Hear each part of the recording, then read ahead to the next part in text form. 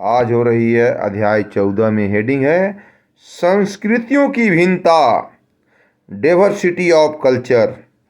Diversity of cultures. तो संस्कृति की प्रकृति नेचर स्थिर नहीं होती है। संस्कृति की प्रकृति क्या होती है? स्थिर नहीं होती है। नेचर, संस्कृति की प्रकृति नेचर स्थिर नहीं होती है।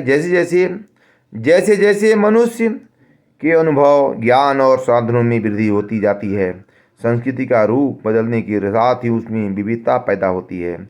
आदिम समाज में जब शिकार और खाने योग्य पदार्थों का संग्रह करके जीवन व्यतीत किया जाता था, तब एक स्वरूप संस्कृति दिखाई देती थी।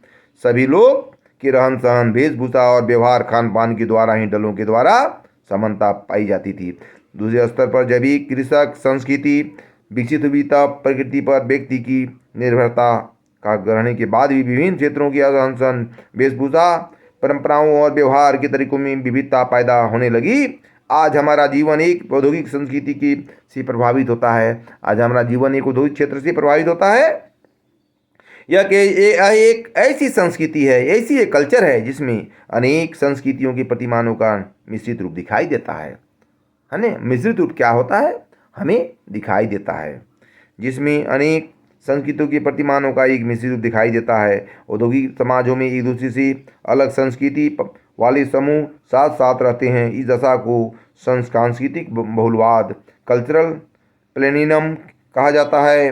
वर्तमान युग में जैसे जैसे शिक्षा, परिवार के साधनों, संचार प्रौद्योगिकों, धर्मनिरपेक्ष विचारों और अंतर्क्रियाओं संबंधों का महत्व बढ़ता जा रहा है, सांस्कृतिक संस्कृति को विविधता हमारे जीवन का एक सामान्य ढंग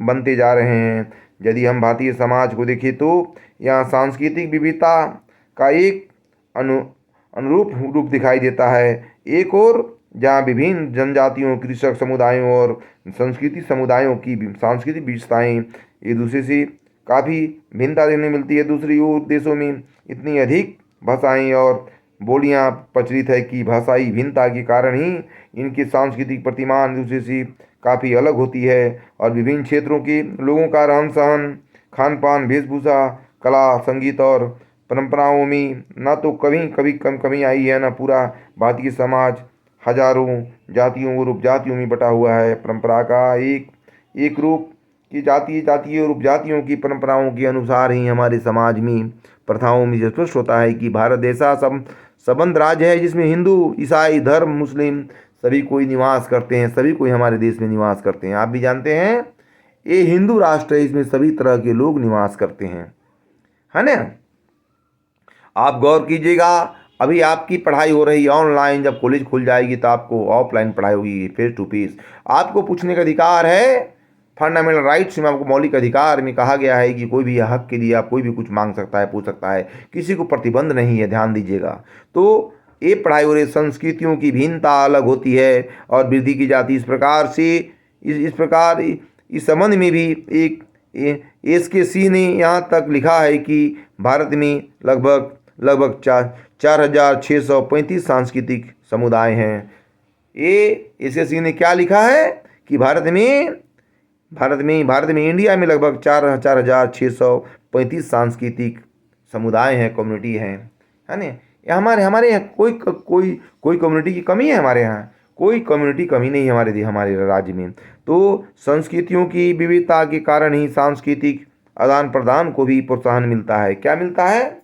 सांस्कृतिक को आदान प्रदान को, मतलब अदला बदली को क्या मिलता है? प्रोत्साहन मिलता है, बढ़ावा मिलता है। आप गौर कीजिए, बढ़ावा कैसे मिलता है, कैसे चेंज होता है, कैसे परिवर्तन होता है संस्कृति में। इसको आपको लिखना है। एग्जाम में तरह तरह क्वेश्चन पूछेगा घुमा के, आपको ध्यान देना है कि कैसे हम एग्जाम में लिखेंगे इसको, है ना।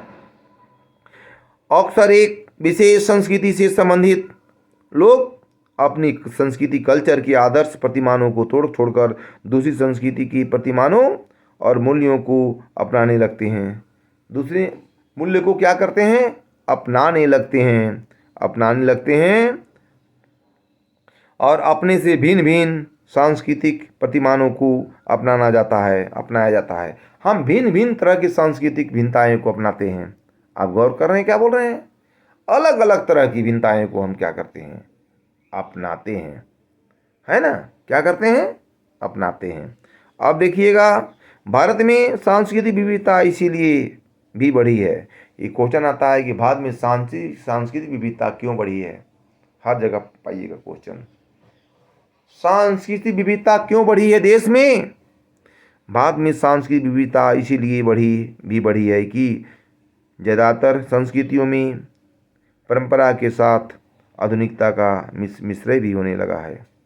हमारी संस्कृति लोग भूलते जा रहा है। देखते हैं, हमारी गांव घर की संस्कृति अलग होती है, जो सीखा हुआ व्यवहार है।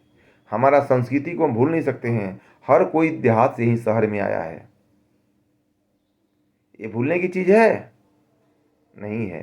तब कोई भी लोग देहात से शहर में प्रवेश किया है, लेकिन अपनी संस्कृति को लोग को नहीं भूलना है। अपनी संस्कृति, अपनी परंपरा को नहीं भूलना है।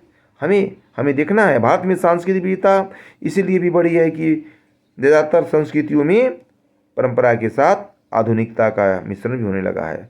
आधुनिकता का विकास होने लगा है, मिश्रण होने लगा है। कहने का अर्थ ये हुआ, यही कारण है कि अब लिखने का शैली होगा कि यही कारण है कि संस्कृति को कुछ अस्थायी प्रतिमानों की संपूर्णता के रूप में भी न देखकर इसे एक परिवर्तनशील तत्व के रूप में समझने लगा है लोग। परिवर्तनशील के रूप में इसे लोग समझने लगा है। अब गौर कीजिएगा, तो हमें समाज में देखना होगा कि समाज के जो एलिमेंट्स हैं, तत्व हैं, उसकी संस्कृति को कैसे भूलते लोग जा रहा है। अपनी संस्कृति, अपनी परंपरा को हमें नहीं भूलना है। भूलना है, अपनी संस्कृति को नहीं भूलना है। एक संस्कार, सीखा हुआ व्यवहार। देखते हैं, एक बच्चे का संस्कार अगर माता पिता सिखा देता है, पैर छू के प्रणाम करना है, तो वो अपनी संस्कृति है, उसका परंपरा है उसका। ये जो कोई त्यौहार, होली में रंग अबीर गुलाल खेलना, ये हमारी संस्कृति है। कोई रोक सकता है। ईद में गला लगाया जाता है, रामनवमी में झंडा फहराया जाता है,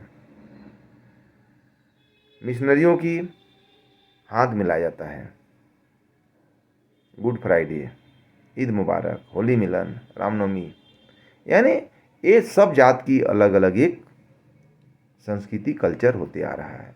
लेकिन अभी साइंस इतना बड़ा हुआ है कि हमारी संस्कृति को लोग भूलते जा रहा है। लेकिन हमें इस संस्कृति को भूलना नहीं है। हम संस्कृति को भूल जाएंगे तो देश का बागडोर